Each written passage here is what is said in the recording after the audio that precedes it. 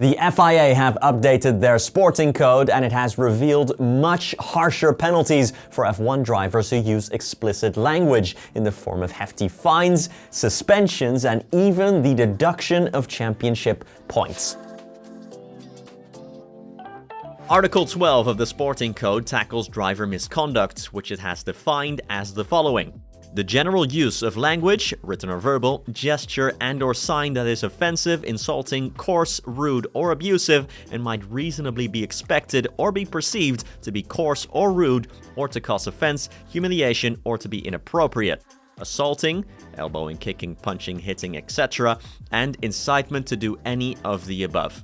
F1 drivers who commit an infraction will be fined 40,000 euros the first time, 80,000 euros the second time with a suspended 1-month suspension, and if it happens a third time, they will get a 120,000 euro fine, a 1-month suspension, and a deduction of championship points.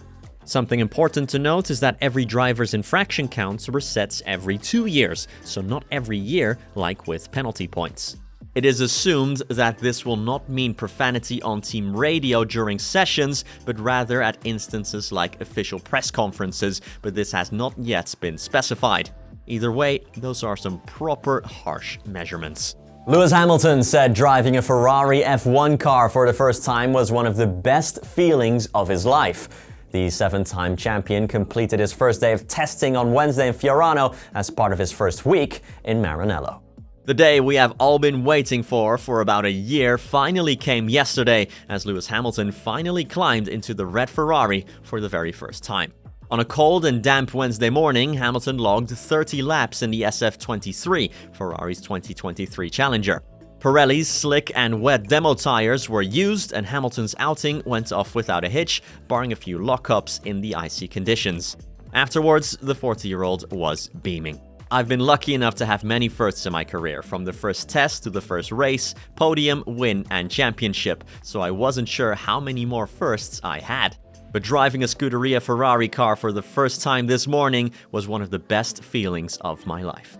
Teammate Charles Leclerc jumped in the same car later in the afternoon, adding an extra 14 laps to Ferrari's data, while Hamilton stood in awe of the Ferrari fans. That passion runs through their veins and you can't help but be energized by it. I'm so grateful for the love I have felt from everyone in Maranello this week. We have a lot of work to do, but I can't wait to get started.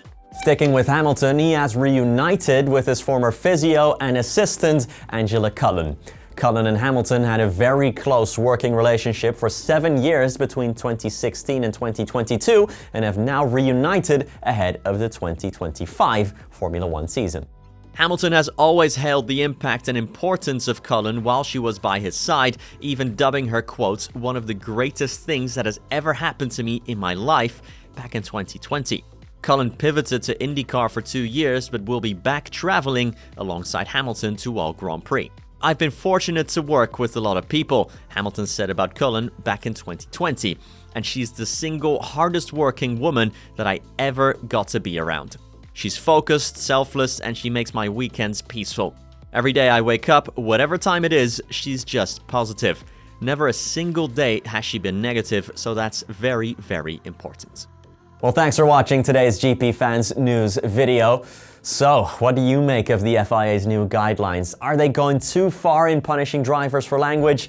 Let us know in the comments down below as always, and I'll catch you in the very next video. Thank you so much for watching.